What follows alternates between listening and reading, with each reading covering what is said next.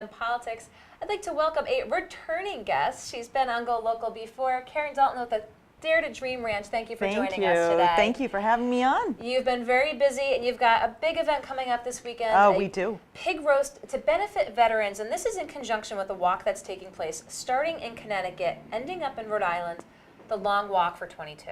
Yes.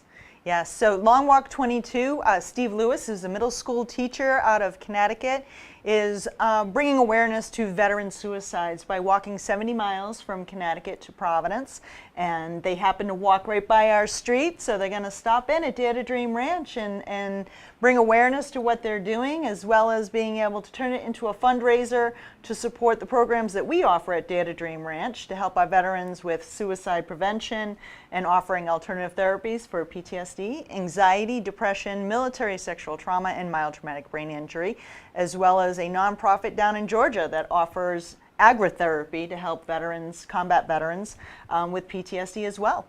So it sounded like this was sort of a meeting of the minds of, again, an event to raise awareness, as you said, going right by the ranch. Yes. And then you had a pig donated. And we had a pig donated, and the pig that is being donated is actually raised by another combat veteran that is using farming as his next career.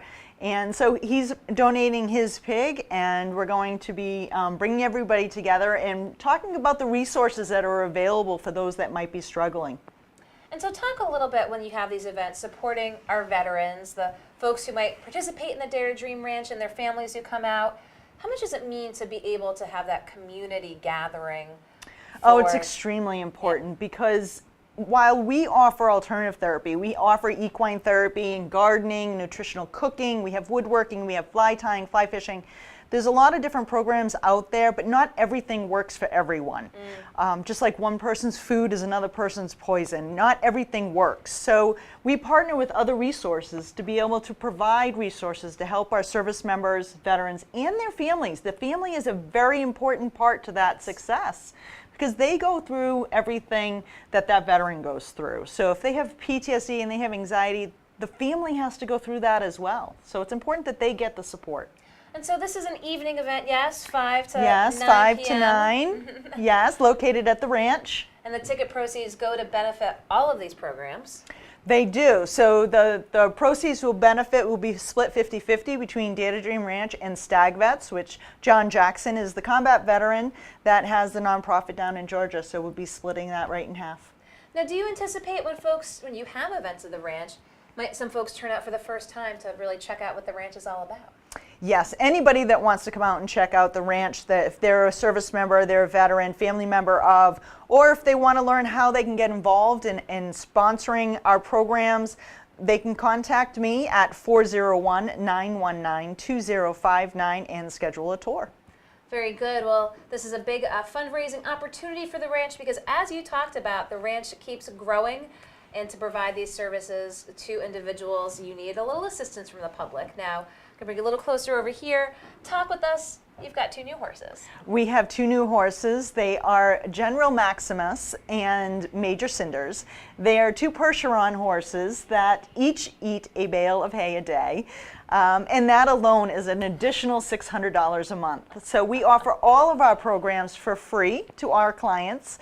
So we have to fundraise to be able to pay for everything. Those 2 new horses, we have started a new program because they are 13 and 6 and never had any training. So we are starting a program where if you sponsor them for as little as $20 a month, once a month we will have a sponsorship day where you can come out and see how they've grown over the month, learn some new tricks on how to train a horse, and then the next month come back and see how they've improved over that time. So once a month we'll have that opportunity for those that want to help sponsor and pay for these horses that will then be able to offer therapy for our service members and veterans. Okay, a fantastic opportunity. Now up to 7 horses? We are now up to 7 horses, yes. So when you had this vision of the ranch and being able to help veterans in need, did you envision this is where you'd be in May 2018? You know, it is actually, I always dream big. So I've wanted it to be much more further advanced than where it is. But as it is, again, we have to fundraise to be able to pay for everything. But we have been very, very lucky to be able to get the support that we have. I now have an intern who is a combat veteran, as well as his wife, who have seen firsthand how working with horses helps, and they want to help others to go be able to feel better. We've been donated 10 acres in Alabama to do the exact same thing we do here. So in a couple of years, they're going to take over the Rhode Island facility once they feel comfortable in doing so. And I will go and do the same thing in Alabama. I was going to ask, veterans working with horses, other places in the country, you've already established a partnership. Yes, yes. So there are equine therapy places all the way across the country. There are different farms. Some of them are not necessarily specific to being military, which is what we are. So instead of having just an equine facility and bring in every demographic, we are strictly a military demographic and bring in different programs for that demographic. And as you said, you dream big and envision more. Alabama, what else are you envisioning? Oh, I actually was on the phone today with somebody that was a client that has now retired from the Navy and has a farm in the Dominican Republic, and we're talking about doing veteran retreats in the Dominican Republic. So there's always room for growth, always. And have you found, again, the support, as you said, raising the money to be able to provide these services free of charge?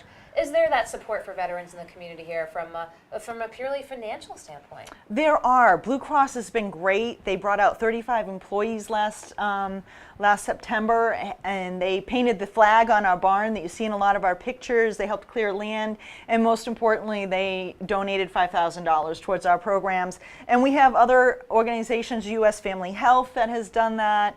The White Foundation. There are several different grant opportunities that have been very supportive of our programs.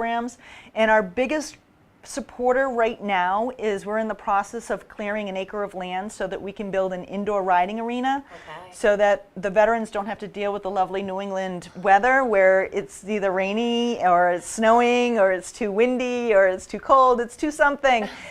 So we're in the process of building an indoor riding arena that will have an attached barn, so they'll be able to go right from the stalls into the indoor and not have to worry about the inclement weather. We can go outside when it's nice out, but when it's not, we still have a facility for them to work. So is this in the dream phase right now?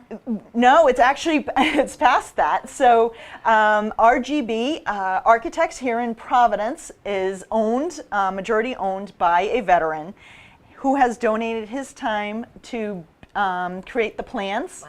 He has worked with his partners that are civil engineers, structural engineers, and mechanical engineers to be able to do all the other programs. So far we have about 105,000 in-kind donations, and we are working towards putting this up. So, Helmets to Hard Hats is an organization that's a contractors union that builds things and trains veterans to be able to build things and become contractors, and they're going to build the project. So we're continually putting everything together, networking those resources, and we're hoping within the next year we will have our indoor riding arena up. Fantastic. Well, again, this weekend, pig roast for both the Dare to Dream Ranch and Long Walk 22, walking right by the ranch again to raise awareness for veteran suicide. And then again, the organization down south. Stag Vets, Comfort Farms, by combat veteran John Jackson. Okay, lots of veteran organizations. You can support this Saturday by turning out for the pig roast at Dare to Dream Ranch. Karen Dalton, I appreciate your time taking to come in.